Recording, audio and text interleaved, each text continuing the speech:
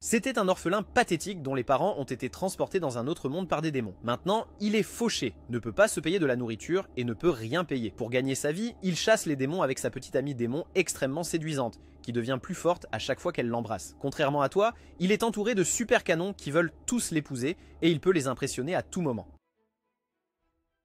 Un après-midi occupé dans la ville animée de Bayon, une fille démon nommée Kisara se rendait chez Shu, qui était aussi son lieu de travail. À son arrivée, elle a trouvé la porte verrouillée. Ne laissant pas cela l'arrêter, elle a utilisé ses pouvoirs pour traverser le mur et entrer à l'intérieur. Elle avait un seul objectif en tête, préparer un bon repas pour Shu, mais en regardant autour d'elle, elle remarqua que le courant avait été coupé. En fait, Shu n'avait pas payé la facture d'électricité depuis plus de 3 mois. Pourtant, Kisara n'était pas du genre à abandonner facilement. Elle décida donc de préparer quand même le dîner à la lueur des bougies. Pendant ce temps, Shu se détendait dans un restaurant local où il rencontra par hasard son ex, Ayano. Elle était assise en face de lui et le regardait avec stupéfaction alors qu'il dévorait la nourriture comme s'il n'avait pas mangé depuis des jours. Sachant qu'il était fauché, elle a payé pour son déjeuner. Bien sûr, elle ne pouvait pas s'empêcher de le gronder pour ne pas avoir un vrai travail. Mais Shu, étant Shu, a ignoré tout cela et a rapidement changé de sujet pour éviter de parler à quel point sa vie était un désordre. Quand il est arrivé, Kisara était déjà là, et elle avait préparé un dîner qui avait l'air romantique avec des bougies, mais ce n'était pas du tout romantique, ils étaient juste fauchés à ce point. Shu, encore rassasié du déjeuner, a essayé d'éviter de manger. Il a menti et dit qu'il avait mangé dehors à cause du travail. Kisara, clairement frustrée, est devenue émotive et a dit qu'elle avait été malade pendant 3 jours, mais qu'elle avait quand même pris la peine de préparer le dîner pour lui. Cela a suffisamment culpabilisé Shu pour qu'il s'assoie et mange enfin. Juste à ce moment-là, la sonnette a retenti. Shu s'est précipité et a trouvé le livreur tenant un énorme colis, quelque chose qu'il avait commandé plus tôt dans la semaine. Mais comme il n'avait pas l'argent pour payer, Kisara est intervenue et a payé pour cela. Plus tard, elle lui a rappelé qu'elle n'avait qu'1 mois d'argent pour vivre, et maintenant même, cela était parti. Elle est devenue toute dramatique et a plaisanté en disant qu'il devrait juste boire du poison et en finir avec ça. Elle a même pris une photo d'eux avec une bouteille de poison et l'a postée sur Instagram. Son seul abonné ? Shu, il lui a dit d'arrêter d'en faire trop et a promis de rendre l'argent le lendemain. Plus tard, Shu s'est connecté à un programme virtuel, rejoignant une réunion numérique pleine d'autres dirigeants de sociétés militaires privées comme la sienne. Ils étaient tous là pour enchérir sur un nouveau travail d'élimination de démons. Un animateur a montré des images d'un démon de classe C et a dit que l'enchérisseur le plus bas remporterait la mission. Comme prévu, les entreprises ont commencé à faire des offres comme 120 000 $ et plus. Shu les a tous sous-estimés, offrant plus de 50% de moins que tout le monde. Il a obtenu le poste, mais s'est fait de nombreux ennemis dans le processus. Ensuite, Shu a contacté la société de la mère d'Ayano pour obtenir de l'aide. Elle a accepté, mais à un prix élevé. Shu a ensuite retrouvé Ayano devant un hôtel où le démon se cachait prétendument. Ils sont entrés avec une petite équipe, mais alors qu'ils s'approchaient, la porte a explosé. De toute évidence, le démon ne voulait pas de visiteurs. En regardant à l'intérieur, Shu a vu un essaim de petits démons. Il s'est précipité avec l'équipe et ils ont commencé à combattre les sbires d'abord. Une fois qu'ils ont été traités, Shu a demandé à Ayano de le couvrir pendant qu'il essayait d'éliminer le démon principal. Il a réussi à porter un coup, mais le démon n'a même pas bronché. Au lieu de cela, il a frappé Shu si fort qu'il a été projeté. Juste au moment où le démon lançait une autre attaque pour achever Shu, Kisara est arrivé tel un tourbillon et a coupé le bras du monstre d'un seul coup, le sauvant une fois de plus. Le démon, maintenant en colère, a invoqué encore plus de sous-fifres. Kisara s'est précipitée pour affronter le grand type elle-même, mais elle a été facilement repoussée et s'est effondrée à côté de Shu. Elle lui a dit qu'elle n'avait pas combattu depuis des mois et qu'elle n'avait plus d'énergie. Selon leur contrat bizarre, probablement rédigé par un perdant, elle ne pouvait utiliser ses pleins pouvoirs qu'après avoir reçu un baiser. Shu l'a embrassée et bam, elle s'est transformée en sa puissante forme démoniaque. Le démon continuait d'envoyer des sbires, mais cette fois Kisara les a détruits comme si de rien n'était. Elle et Ayano ont combattu ensemble, éliminant le reste des monstres. Pendant le chaos, Kisara a heurté Ayano et a immédiatement perçu une odeur familière, la même qu'elle avait remarquée sur Shu la veille au soir. Elle a instantanément réalisé que Shu avait menti sur le dîner et qu'il avait été avec Ayano. Furieuse, Kisara fit une remarque sarcastique à propos des chats qui lapent le lait de quelqu'un d'autre. Puis, dans une rage, elle passa en mode bête, tranchant tous les ennemis à vue. Après avoir éliminé les sbires, Kisara et Ayano se sont retrouvées face à face. Aucune d'elles n'aimait l'autre et après quelques provocations, elles ont commencé à se battre. Kisara a essayé de couper Ayano, qui a esquivé et a riposté. Kisara a évité la balle avec facilité. Leur affrontement intense a forcé Shu à intervenir et à essayer de les arrêter avant que les choses ne s'aggravent. Mais Kisara était déjà en colère. Elle a supposé que Shu aimait plus Ayano à cause de ses plus grands cadeaux et a commencé à le frapper par jalousie.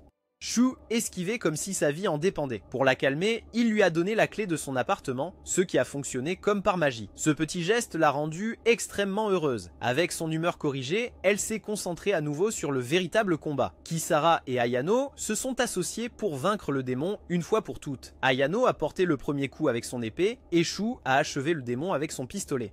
Juste quand il pensait que c'était fini, tout le bâtiment a commencé à trembler. Shu a averti tout le monde de sortir vite avant que l'endroit ne s'effondre. Ils sont tous sortis sains et saufs, tandis que Kisara est resté brièvement derrière pour couper les débris qui tombaient en morceaux plus petits, réduisant ainsi les dégâts. Ayano a regardé avec admiration, pensant même qu'un démon de haut niveau n'aurait aucune chance contre Kisara, qui elle-même était un démon de niveau élite. Le lendemain matin, Shu s'est assis pour le petit déjeuner pour voir la même nourriture ennuyeuse que Kisara faisait toujours. Il a soupiré, clairement déçu. Il a jeté un coup d'œil et a vu Kisara travailler sur un ordinateur portable.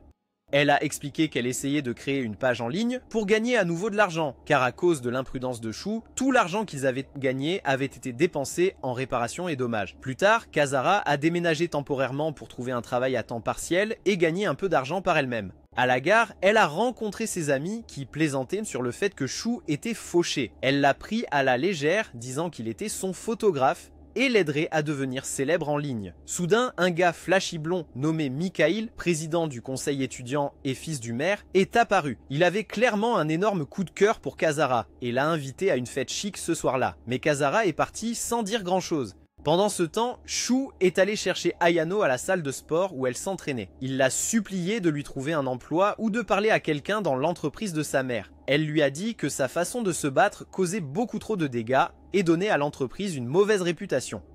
Pourtant, il la supplia de nouveau et promit qu'il ne la harcèlerait plus. Se sentant un peu attendrie, elle décida d'appeler sa mère pour demander de l'aide. Mais juste au moment où elle sortit son téléphone, elle vit un post Instagram de Kazara posant avec Shu dans son appartement. Cela a rendu Ayano furieuse et elle a immédiatement dit à Shu de déguerpir. Plus tard dans la soirée, chez Alad Defender et compagnie, la mère d'Ayano parlait avec la secrétaire du maire. Il a mentionné qu'il pourrait y avoir une tentative d'assassinat sur le maire, possiblement par un démon. Ils lui ont demandé d'envoyer une équipe, juste au cas où. Au début, elle n'était pas sûre, mais ensuite elle a pensé à Shu et combien il avait besoin de travail. Ainsi, elle a accepté la mission et a envoyé Shu, Kazara, Ayano et son équipe pour gérer la menace. Plus tard, Shu était en train de monter la garde dans l'un des couloirs lorsqu'un vieux visage familier s'est approché de lui. C'était Miles, le type chauve qui s'était occupé de lui quand ses parents sont décédés. Ils ont commencé à discuter des démons et de la vie et au milieu de la conversation, Miles a tendu à Shu une grande cigarette noire. Il a dit à Shu de passer dans leur quartier pour dîner un de ces jours, parce que l'équipe s'ennuyait de lui, mais Shu, en mode totalement dépravé, a ignoré l'invitation et a simplement demandé plus de cigarettes comme si ses poumons n'avaient pas d'importance. Pendant ce temps, dans la salle de fête, Kazara s'amusait comme une folle. Elle était entourée de montagnes de nourriture et elle n'en croyait pas sa chance. Discrètement, elle sortit un petit récipient de nourriture caché dans sa jupe, prévoyant d'emballer quelques restes pour plus tard. Mais avant qu'elle ne puisse commencer à en mettre, Mikhail apparut soudainement à côté d'elle. Il commença à se vanter de combien d'argent il pouvait lui jeter. Heureusement, le maire est intervenu et a commencé son discours, qui était diffusé dans tous les coins de la ville. Comme prévu, il disait toutes les banalités habituelles, parlant avec emphase de l'égalité des droits, des opportunités d'emploi et d'un avenir meilleur. Tu sais, le discours classique d'un politicien louche. Soudainement, Shu aperçut un démon furieux regardant le maire comme s'il voulait le transformer en gros titre. Le démon prévoyait de faire une scène en direct à la télévision en tuant le maire, affirmant qu'il le faisait pour faire une déclaration en tant que fier mâle Sigma. La plupart des démons perdent toute notion d'humanité après leur transformation, mais celui-ci parlait et pensait encore comme une personne normale. Il a traversé un mur derrière le maire et était sur le point de le poignarder par derrière quand Kazara a remarqué quelque chose d'anormal. Elle s'est précipitée vers la scène, a plaqué le démon au sol et l'a projeté contre une colonne voisine. Ayano et son équipe ont immédiatement engagé l'attaque. Ayano a dit à son équipe de verrouiller l'endroit car le démon essayait de s'échapper. Elle l'a poursuivi, mais sa robe s'est accrochée. Alors, sans hésitation, elle en a abattu la moitié comme une héroïne de film d'action et s'est mise à le poursuivre en mode bête. Le démon continuait de glisser à travers les murs, mais Kazara le suivait de près, traversant aussi. Elle est apparue devant lui et a frappé, mais il a esquivé son coup et bloqué les balles entrantes avant de plonger à travers le sol. Heureusement, Ayano était déjà en bas et lui a tiré 2 fois dans la tête. Le démon est tombé, mais s'est relevé et a disparu à nouveau à travers le mur, seulement pour se faufiler derrière elle pour une attaque surprise. Mais Kazara est arrivé juste à temps et l'a repoussé. Ayano s'est précipité vers lui et a pointé son arme. Mais le démon a soudainement recommencé à parler. Il a dit qu'il voulait juste exposer le maire pour être un vieux pervers dégoûtant. Ayano a hésité, réalisant que ce démon n'avait pas complètement perdu la tête. Mais cette petite pause lui a donné juste assez de temps pour disparaître à nouveau à travers le sol.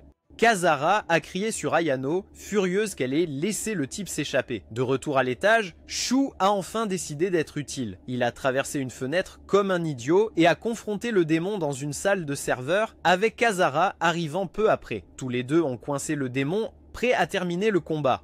Juste à ce moment-là, Shu a reçu un appel de la mère d'Ayano. Elle lui a dit que le cerveau de ce démon était encore humain et qu'il devait être capturé vivant, pas de meurtre autorisé. C'était un énorme problème car ni Shu ni Kazara n'avaient l'équipement pour maîtriser un démon sans force létale. Kazara a suggéré de le frapper avec le côté plat de son épée, mais c'était tout de même risqué. Shu, complètement pris au dépourvu, s'est connecté et a commencé à chercher des armes sur Amazon. Kazara l'a arrêté en disant que le prix de l'équipement équivalait à la totalité des gains de cette mission. Pendant qu'ils se disputaient pour l'argent, le démon a profité de leur distraction pour s'échapper en sautant par la fenêtre du bâtiment.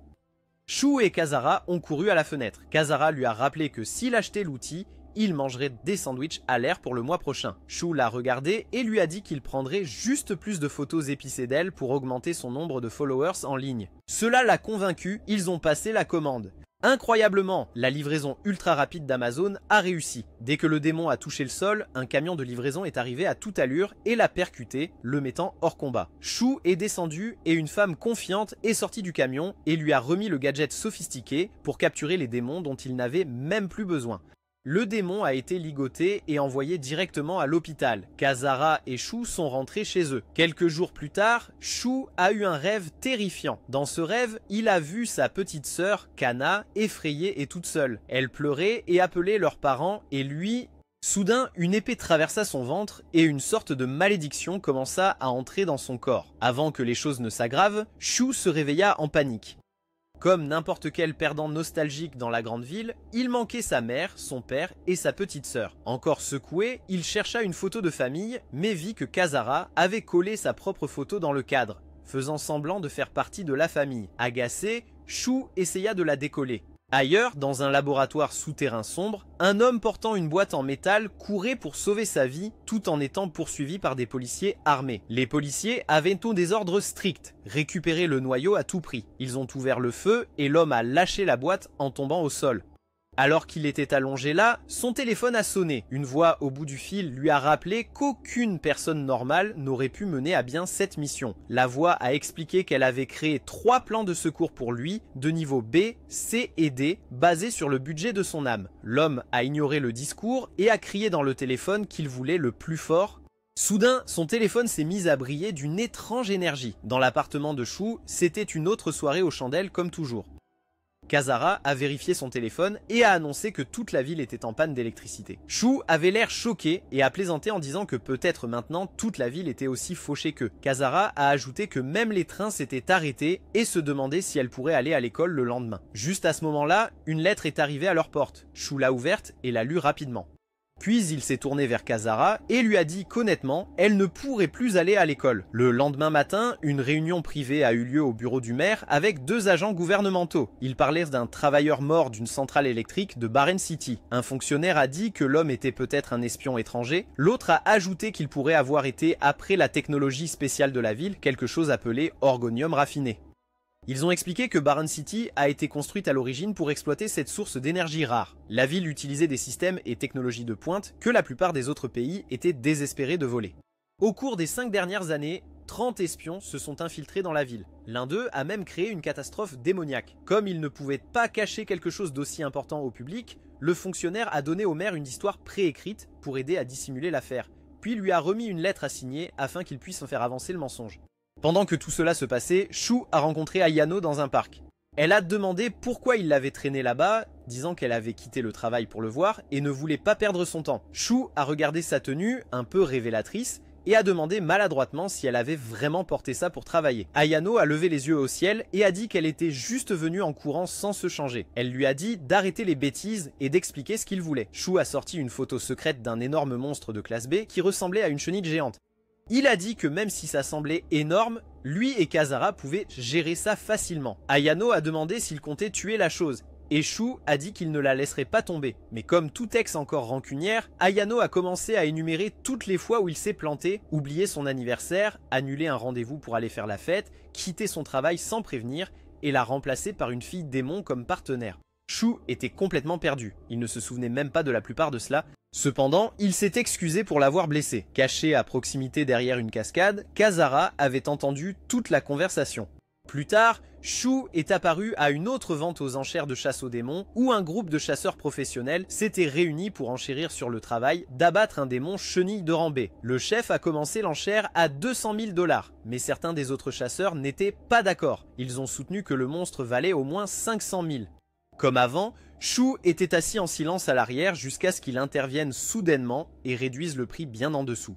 Que tout le monde. Cela a tellement énervé les autres enchérisseurs qu'ils ont commencé à murmurer qu'ils allaient l'attaquer ensuite. Pendant ce temps, dans une autre pièce, Miles et son coéquipier, Tetsuya, examinaient attentivement les profils de Shu et Kazara, les analysant avec soin et discutant de leur passé. De retour dans la salle des enchères, la tension s'est aggravée jusqu'à ce que le commissaire-priseur interrompe tout le monde et annonce que les enchères étaient maintenant annulées. Une nouvelle mise à jour vient d'arriver. Le démon chenille a apparemment avalé un noyau énergétique hautement radioactif, quelque chose de suffisamment puissant pour alimenter toute la ville pendant une semaine entière. Maintenant, la mission avait changé. Au lieu de simplement tuer le démon, les chasseurs devaient récupérer le noyau intact. Malgré le nouveau risque, Shu est resté sur son offre initiale et voulait toujours le travail pour le même bas salaire. Tout le monde le regardait comme s'il était fou. Clairement, seule une personne complètement fauchée accepterait un tel marché. Plus tard dans la journée, l'équipe est arrivée à l'endroit du démon. Ayano a mené son équipe en avant pour essayer de capturer la créature en toute sécurité. Mais avant qu'il ne puisse s'approcher, la chenille s'est transformée en un démon gigantesque ressemblant à un papillon de nuit.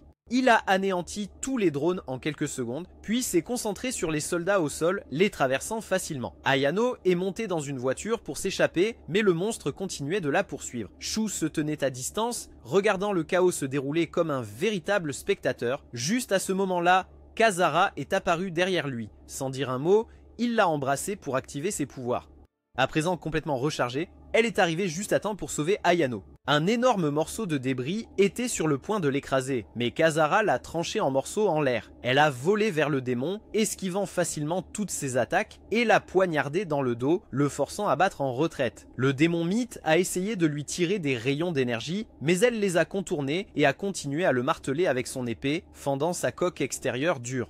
Profitant de l'ouverture, Shu a sorti son fusil de sniper et a placé un tir précis sur la partie exposée du corps du démon. Il a vacillé sous l'impact, le démon, dans un geste désespéré, a chargé une attaque de faisceau massif pour tout détruire, mais Shu a chargé une autre cartouche et a frappé exactement le même point faible à nouveau, cette fois éliminant complètement le démon. De loin, Miles et Tetsuya regardaient tout le combat. Ils ne pouvaient s'empêcher d'admettre qu'à la fin, même la police devait compter sur Shu.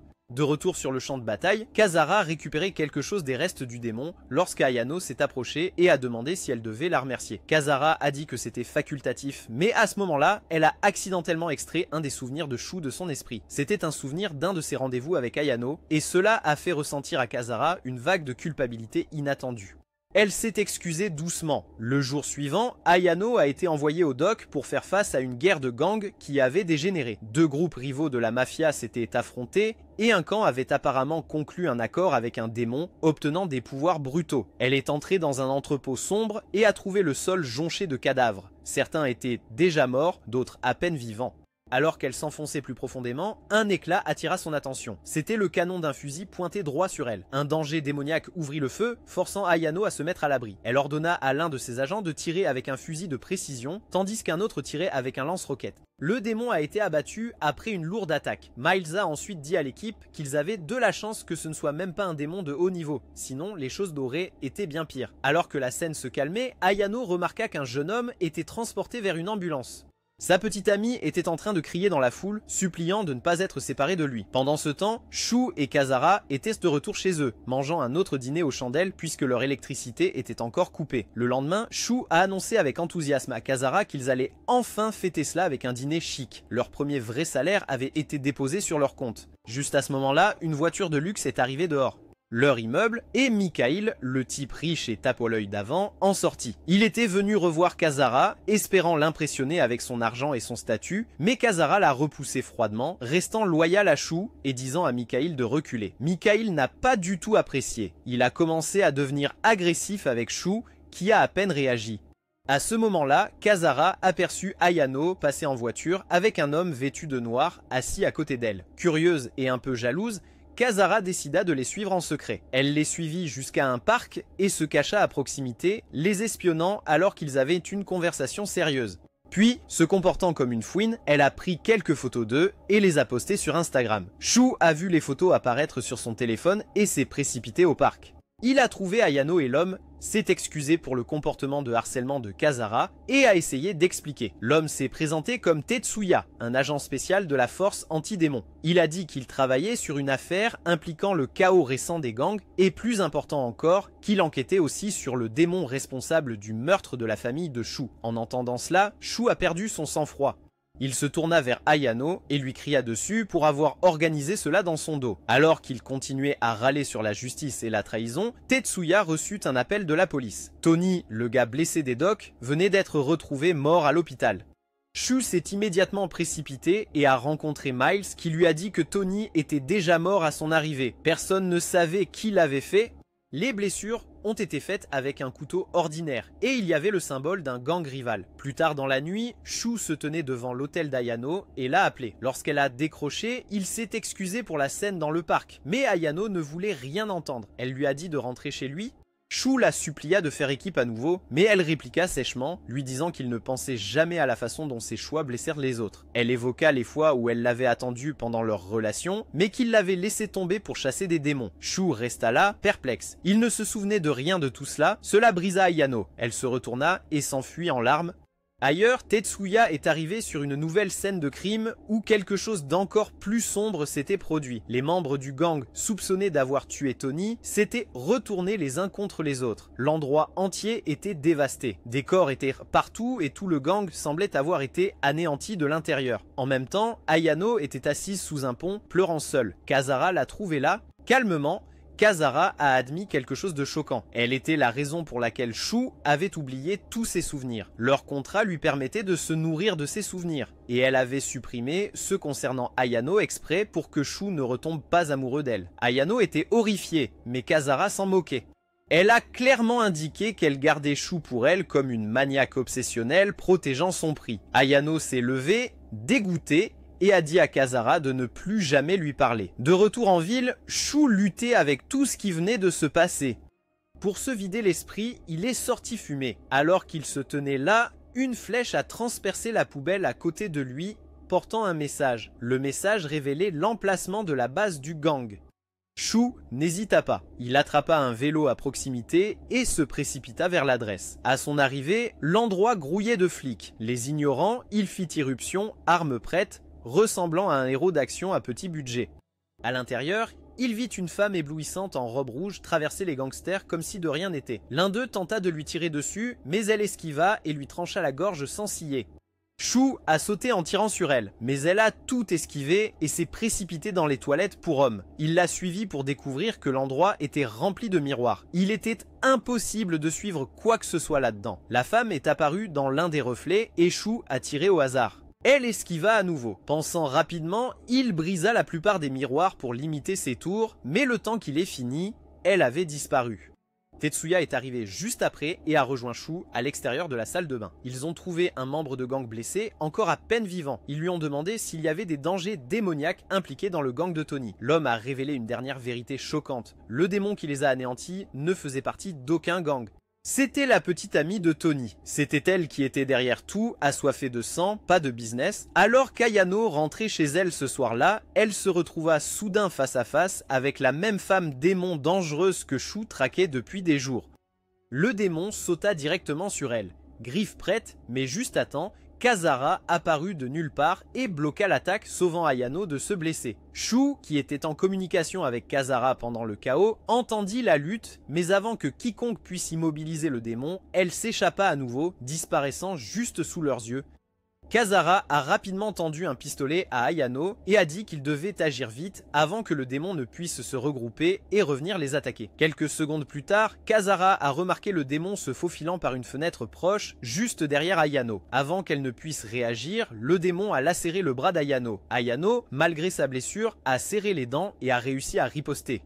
Même si elles ont toutes les deux fait de leur mieux, le démon a de nouveau disparu, cette fois en se glissant dans un petit miroir sur le mur. Kazara n'a pas hésité. Elle a plongé après elle, la poursuivant à travers le reflet, mais s'est retrouvée coincée à l'intérieur du miroir, comme si elle était prise dans un étrange piège magique. Peu de temps après, Shu est arrivé sur les lieux avec quelques officiers pour trouver Ayano blessée et Kazara piégée dans le miroir, appelant à l'aide.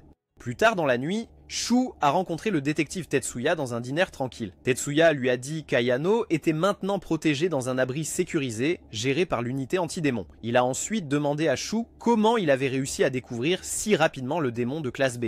Shu, toujours aussi secret, refusa de dire quoi que ce soit et éluda la question en disant qu'il avait une entreprise à gérer et ne pouvait pas révéler ses sources. Pendant ce temps, au refuge, la mère d'Ayano, Akino, arriva avec des provisions, des vêtements et de la nourriture. Ayano remarqua que sa mère ne la regardait même pas dans les yeux.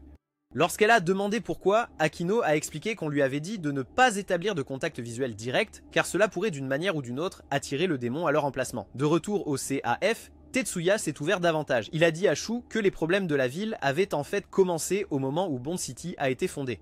Selon lui, un homme nommé Isamu, qui était autrefois conseiller en cas de catastrophe, avait averti le gouvernement dès le début, ce qui a conduit à une inspection à grande échelle. Shu a mentionné que son père lui avait dit la même chose et qu'en l'espace d'un an, la ville était envahie par des démons. Ayano avait une conversation similaire avec Akino.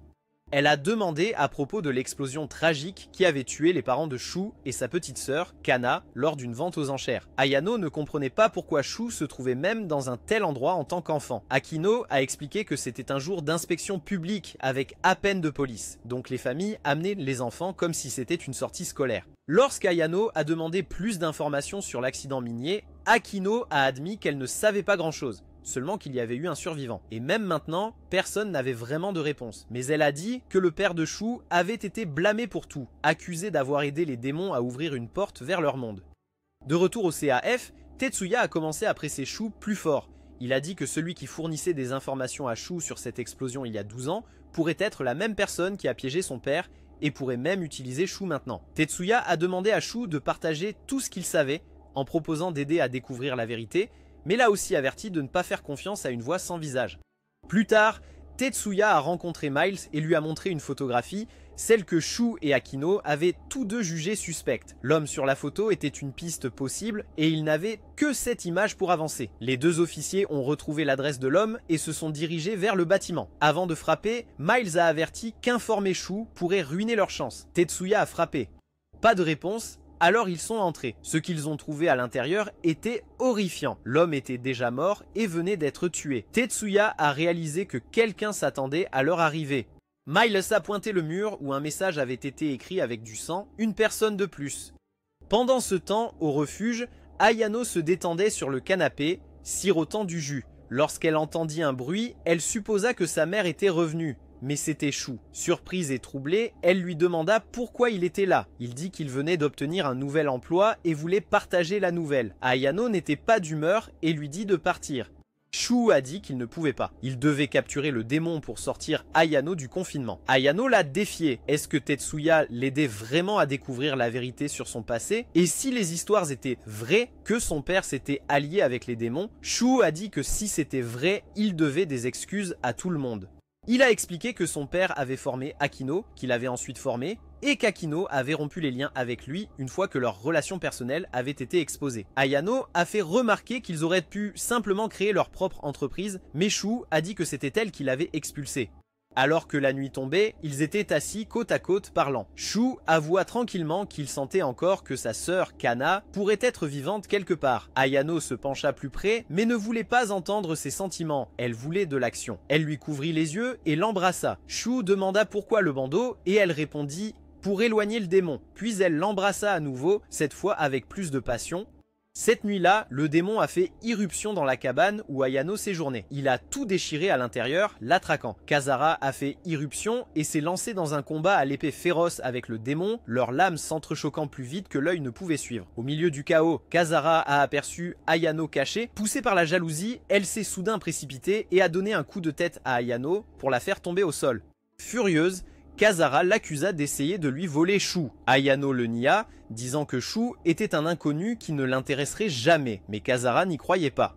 Kazara a averti Ayano de se taire avant qu'elle ne lui enfonce sa lame dans la gorge, au sens figuré, mais elle le pensait. À ce moment-là, toutes les vitres du bâtiment se sont brisées. Shu est apparu et a senti une lame pressée contre son dos. C'était Kazara.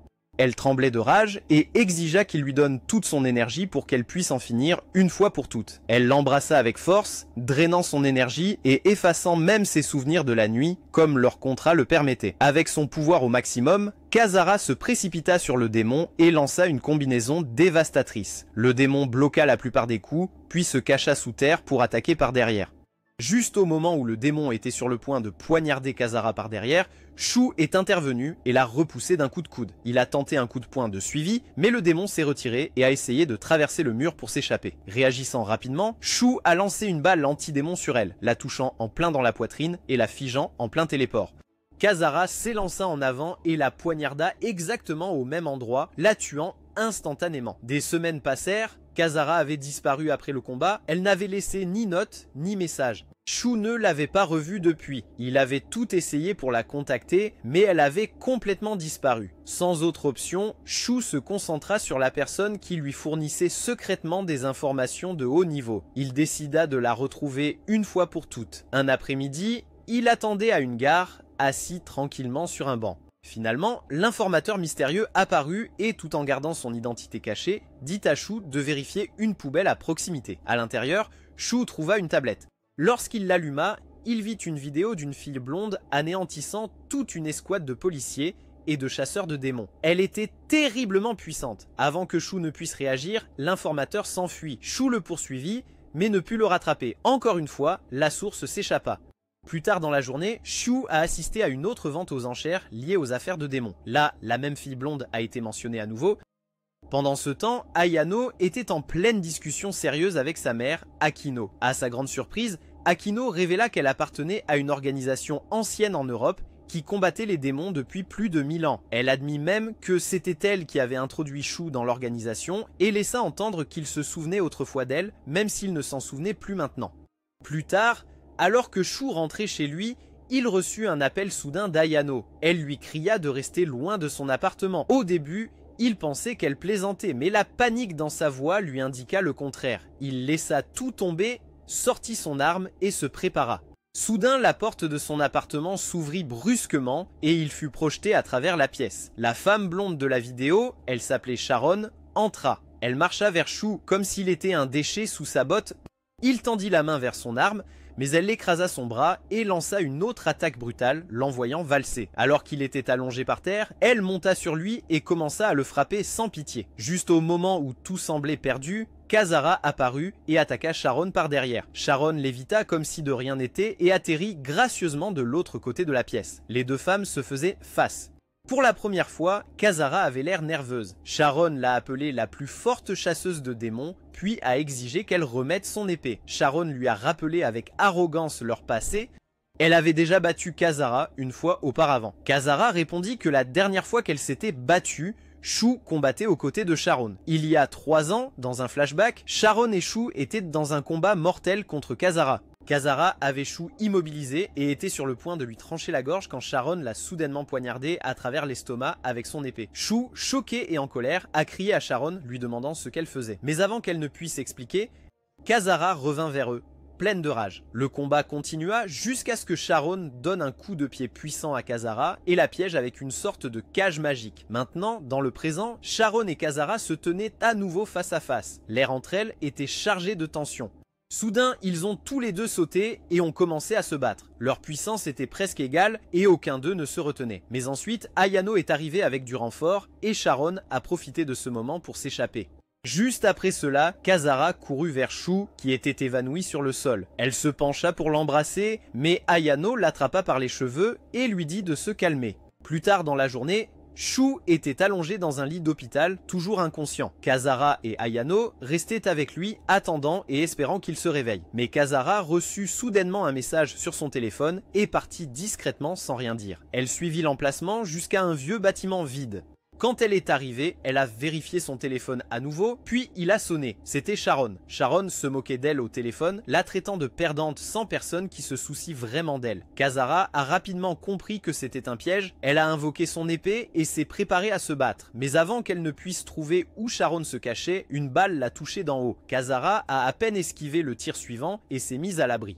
Elle jeta un coup d'œil derrière un mur et vit Sharon, maintenant vêtue d'une combinaison de combat high-tech remplie d'armes. Sharon tira plus de balles, mais Kazara en bloqua la plupart avec son épée et se précipita pour attaquer. Mais l'armure de Sharon était trop solide et l'épée de Kazara rebondit. Puis une étrange boue noire est sortie de la combinaison de Sharon et a attaqué Kazara.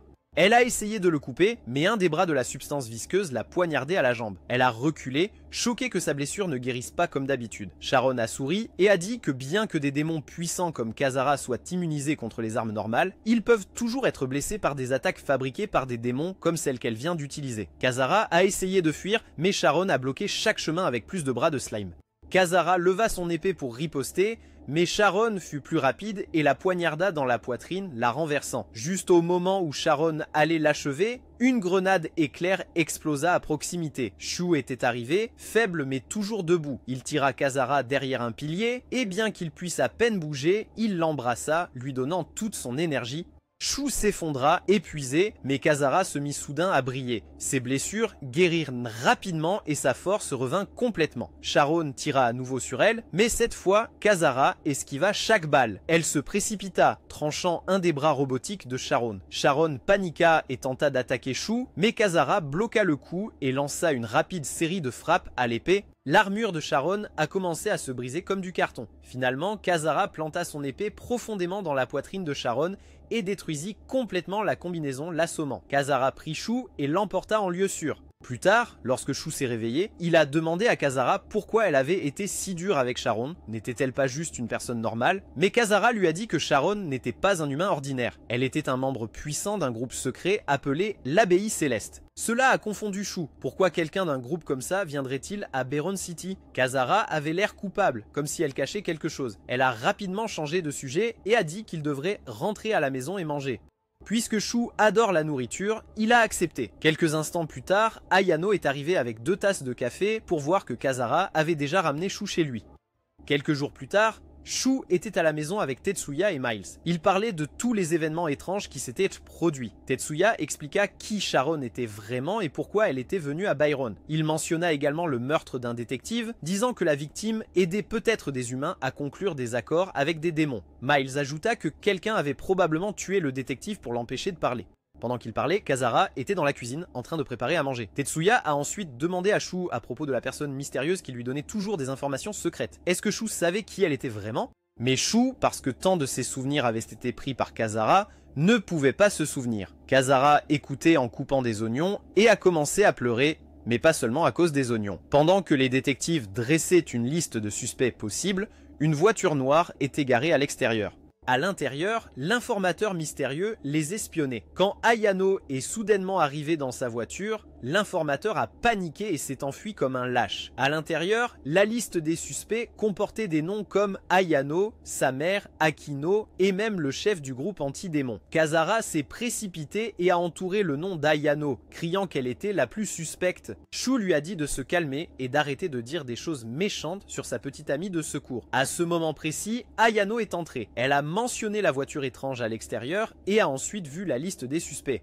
Elle était furieuse quand elle a vu son nom. Miles hésita, mais Tetsuya expliqua qu'il devait envisager tout le monde. Kazara insista, disant qu'elle croyait toujours qu'Ayano cachait quelque chose. Ayano était maintenant complètement en colère. Plus tard dans la journée, Shu, Akino et le chef du groupe anti-démon regardèrent la même liste et réalisèrent que leur nom y figurait aussi. Shu se sentait mal à l'aise et s'est excusé. Quelque temps après, Shu est allé rendre visite à Sharon dans une cellule verrouillée. Il l'a averti de ne rien tenter de drôle parce que Kazara était juste à l'extérieur, prête à s'occuper d'elle. Sharon a juste ri et a demandé ce qu'il voulait. Shu a exigé des réponses. Pourquoi était-elle dans la ville et que planifiaient les démons? Sharon le taquina, disant qu'il ne se souvenait probablement plus de rien puisqu'il continuait à donner ses souvenirs à Kazara. Shu se mit en colère et dit que Kazara ne prenait que des souvenirs sans importance, pas les grands d'il y a 12 ans. Sharon a ensuite demandé s'il se souvenait de quelque chose appelé Asmodeus. Elle a affirmé qu'elle lui en avait déjà parlé il y a 2 ans, il y a des années. Mais Shu, luttant avec des souvenirs manquants, n'avait aucune idée de ce dont elle parlait. Cela le rendait encore plus frustré. Sharon a ri et a dit que Kazara avait probablement pris ce souvenir aussi parce qu'il était lié à quelque chose de romantique entre eux.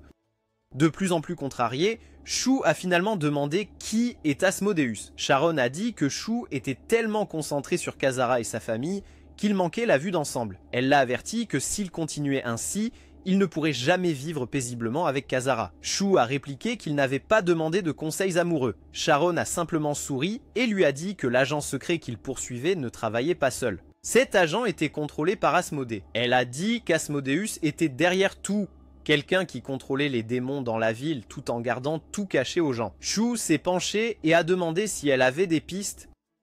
Sharon lui donna un indice mystérieux, juste assez pour qu'il continue à poursuivre la vérité. Plus tard, Tetsuya et Miles étaient assis dans un bureau tranquille. Tetsuya avait l'air stressé, essayant de découvrir qui pourrait être le véritable suspect. Après quelques minutes, Miles dit au revoir et partit, mais Tetsuya resta, approfondissant ses recherches.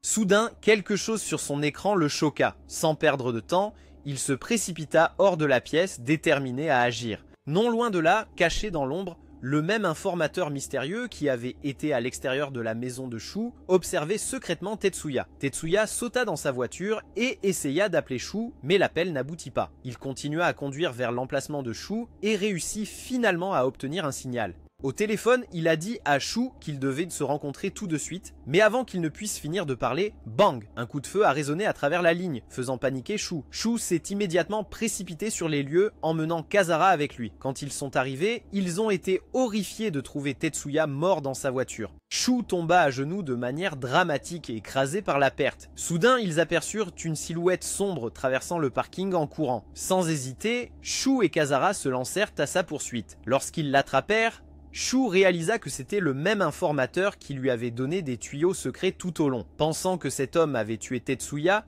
Shu exigea des réponses. Ils l'ont capturé et, à leur surprise, l'homme a révélé qu'il n'était autre que Mikhail, le riche flamboyant qui se vantait toujours. Shu a menacé de le dénoncer à moins qu'il ne dise la vérité. Mikhail a insisté sur le fait qu'il n'était pas le meurtrier et pour le prouver, il les a conduits à un centre de contrôle caché.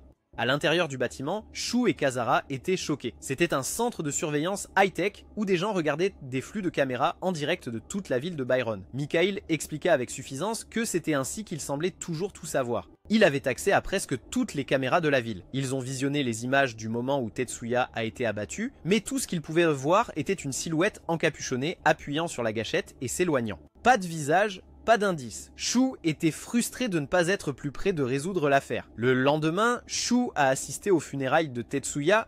Après la cérémonie, Miles lui proposa de le ramener chez lui. Assis dans la voiture, Shu remarqua un tatouage sur le bras de Miles. Cela déclencha un souvenir, un qui fit tout s'éclaircir. Shu resta calme et demanda doucement « Pourquoi as-tu tué Tetsuya ?» Miles soupira et l'admit. Il dit que Tetsuya avait découvert que Miles était la seule autre personne, à part Shu, à avoir un accès direct aux informations liées aux démons.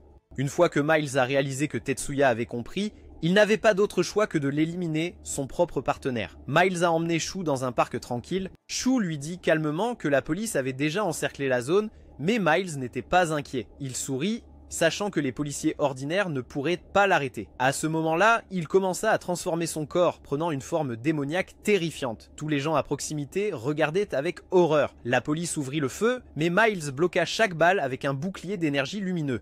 Shu se tourna vers Kazara et demanda s'il y avait un moyen de le capturer vivant, mais Kazara répondit que non. Miles avait déjà franchi la ligne, il ne pouvait pas être sauvé. Soudain, Miles commença à lancer des attaques puissantes, la plupart dirigées directement vers Ayano. Elle fut gravement blessée. Juste au moment où il était sur le point de porter un coup fatal, Sharon est arrivée à toute vitesse sur une moto et a attaqué Miles avec son épée, mais Sharon n'avait pas réalisé que Miles pouvait se régénérer. Il se rétablit en quelques secondes et l'attaqua. Ayano intervint à la dernière seconde, arrêtant son attaque et donnant à Sharon le temps de s'échapper. Shu savait que c'était le moment. Il regarda Kazara et lui fit signe. Il l'embrassa, lui transmettant toute son énergie et lui dit de préserver les souvenirs de Miles avant de l'achever. Maintenant pleinement chargée, Kazara s'élança. Elle trancha les chaînes que Miles avait lancées sur Sharon et Ayano. Miles l'a repoussée d'un coup de pied, mais elle s'est vite rétablie et a riposté. Elle a esquivé ses attaques, coupé plus de ses chaînes, puis s'est envolée dans les airs. Miles l'a frappée, mais elle a bloqué en plein vol, s'est rééquilibrée et l'a poignardée dans le dos. Miles arracha l'épée et la jeta au sol. Puis il se tourna et chargea vers Shu, mais Shu était prêt. Il leva son arme et tira un coup parfait droit dans la tête de Miles, le tuant instantanément. Après la bataille, Kazara s'approcha et posa sa main sur la poitrine du démon tombé. Elle retira les derniers souvenirs de Miles. Dans ce souvenir, un jeune Shu regardait Miles se rapprocher de sa famille. Miles devint comme un membre de leur famille, mais tout changea lorsque la fille de Miles tomba gravement malade. Il passait tout son temps à l'hôpital, désespéré de la sauver. Un jour, un démon puissant apparut, Asmodée. Le démon promit de guérir la fille de Miles si Miles acceptait de faire tout ce qu'on lui dirait. Par amour et par peur, Miles accepta. Cette nuit-là, Miles fut conduit dans une grotte sombre où Asmodeus apparut sous la forme de la mère de Shu. Le père de Shu était déjà en train de mourir sur le sol et Asmodeus s'apprêtait à tuer la petite Kana, la sœur de Shu. Miles ne pouvait pas le supporter. Il est intervenu et a arrêté le démon, criant que cela ne faisait pas partie de l'accord. Étonnamment, Asmodeus a accepté et a laissé Shu vivre. Miles a ramassé le garçon inconscient et l'a porté hors de la grotte. Derrière eux, une énorme explosion a tout anéanti. Plus tard, comme promis, la fille de Miles s'est rétablie. Pour rembourser sa dette et cacher sa culpabilité, Miles a commencé à élever Shu comme son propre fils. De retour à la base, Shu et les autres ont essayé de découvrir qui était vraiment Asmodeus et pourquoi le père de Shu était mort.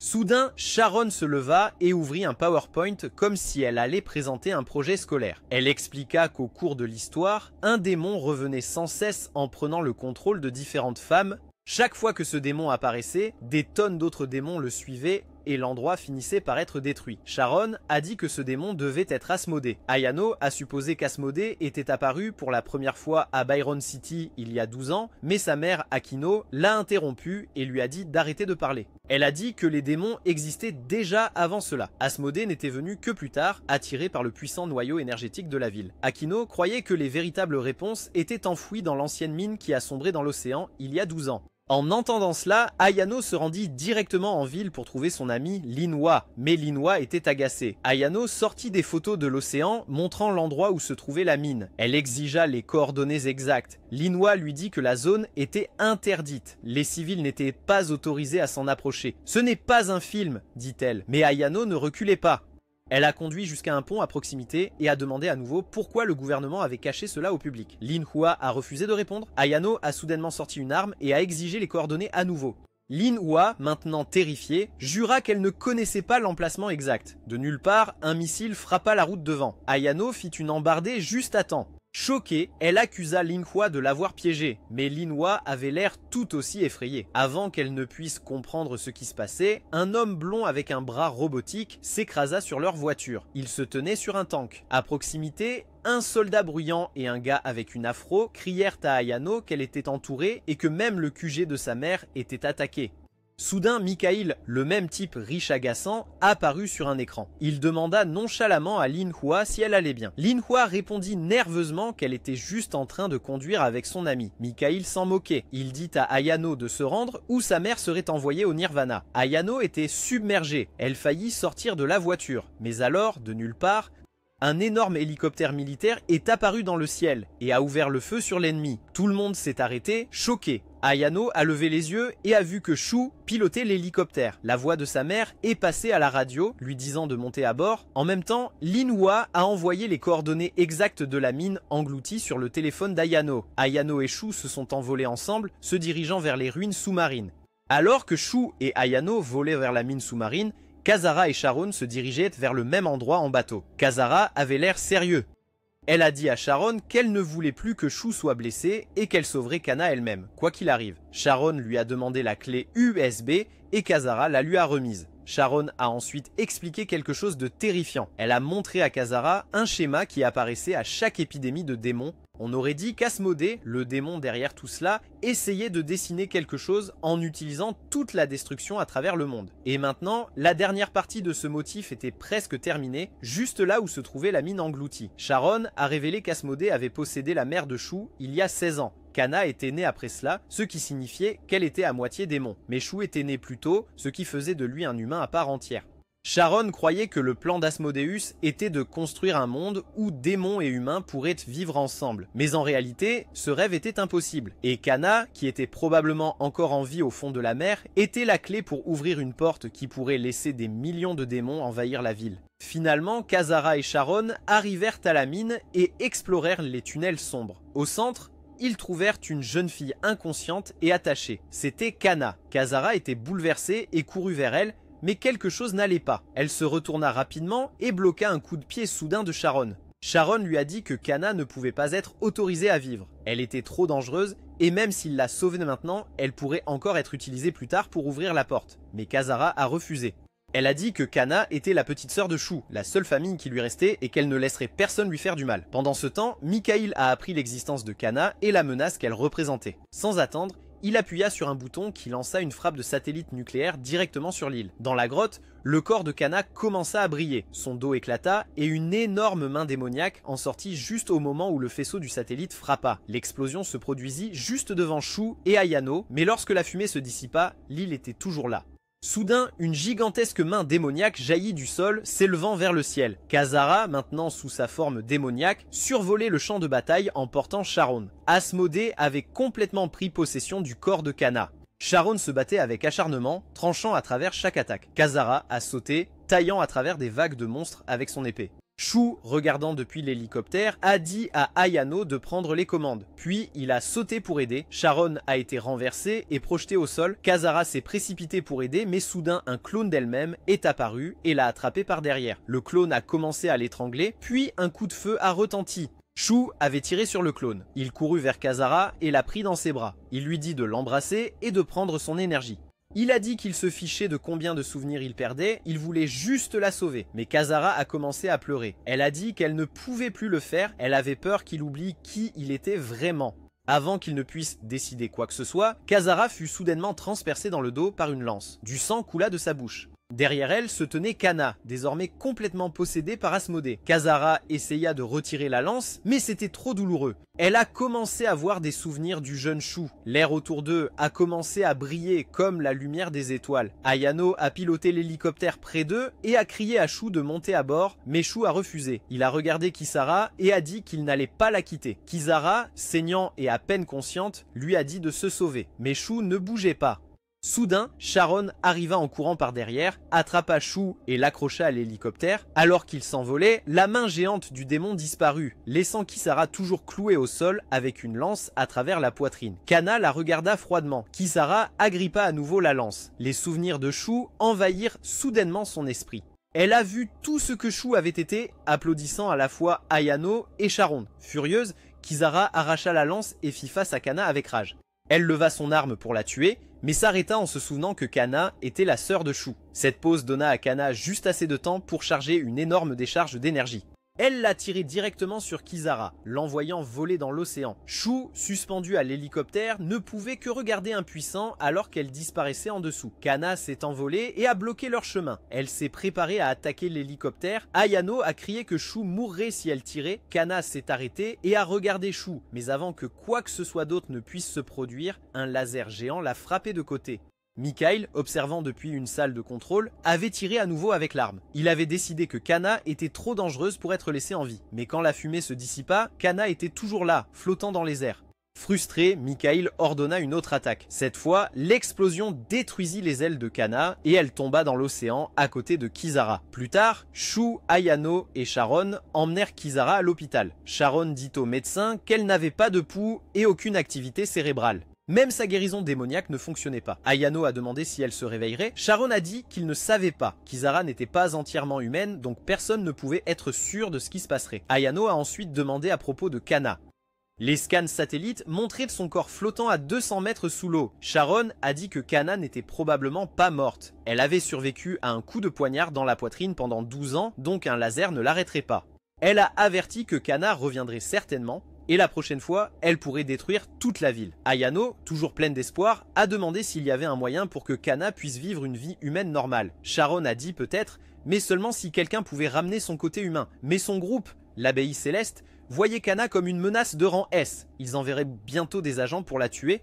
Sharon craignait qu'il ne soit déjà trop tard. Pendant ce temps, Mikhail travaillait sur un plan pour défendre la ville. Sa sœur, Lin Hua, a suggéré que peut-être le côté humain de Kana pouvait être sauvé. Mais Mikhail a dit que le risque était trop élevé, elle pourrait tout détruire. Il a admis qu'il avait déjà menti au public, leur disant qu'il y avait eu une éruption volcanique sous-marine pour éviter que les gens ne panient. De retour à l'hôpital, Shu était assis à côté du lit de Kisaro, lui tenant la main. Il a dit doucement que la ville ne valait pas la peine d'être sauvée sans elle. Il a promis que si elle se réveillait, ils s'enfuiraient ensemble et laisseraient tout cela derrière eux. Puis Kisara a bougé. Ses yeux se sont lentement ouverts. Elle sourit et dit qu'elle ne se souciait que de Shu et qu'elle le protégerait toujours. Shu la serra fort, elle lui dit d'arrêter de combattre les démons et de mener une vie paisible. Il sourit et accepta. Il dit qu'il laisserait tout cela derrière eux. Kisara demanda s'il en était sûr. Il hocha la tête, ils s'embrassèrent.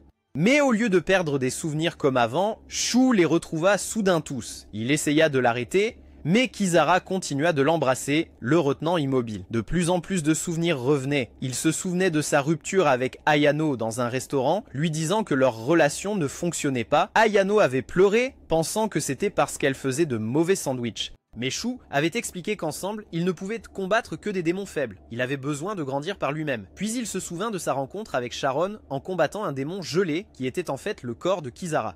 Shu a menti, disant qu'il était là uniquement pour le trésor et s'est associé à Ayano. Mais ensuite, il a secrètement ramené le corps de Kisara chez lui. Il a utilisé un cercle magique et un livre de sorts sombre pour la ramener à la vie. Pour la contrôler, il a payé avec ses souvenirs. Il prévoyait d'utiliser Kisara comme son arme pour gravir les échelons à Byron City.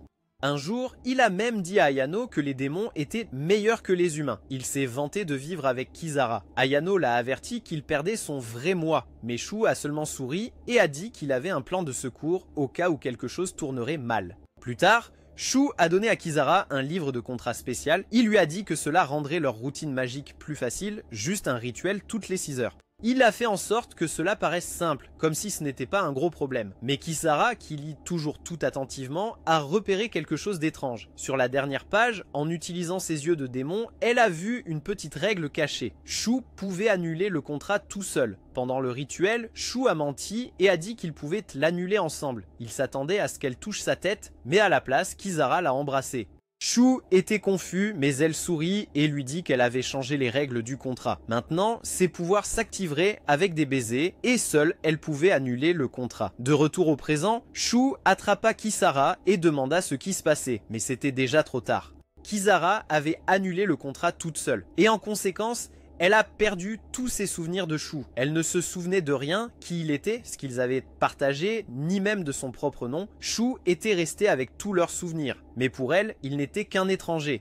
Loin de là, Kana s'est enfin réveillée. Elle s'est envolée dans le ciel et a tiré un énorme rayon d'énergie qui a détruit un aéroport. Pendant ce temps, Mikhail, qui n'avait pas fait grand-chose auparavant, a finalement agi. Il a libéré la mère d'Ayano de prison. Elle était la seule à pouvoir diriger l'armée et défendre la ville. À l'hôpital, Shu a essayé d'aider Kisara à se souvenir, mais elle ne connaissait même pas son propre nom. Shu l'embrassa sur le front, prit son épée et quitta la pièce. Il était prêt à affronter Kana seul. Ayano était déjà en tenue et se tenait près de l'océan, attendant. Sharon arriva sur sa moto et dit qu'elle partait. Elle était fatiguée de tous ces combats et voulait fuir la ville. En même temps, Shu a commandé de nouveaux équipements sur Amazon. Grâce à la livraison ultra rapide, ils sont arrivés tout de suite.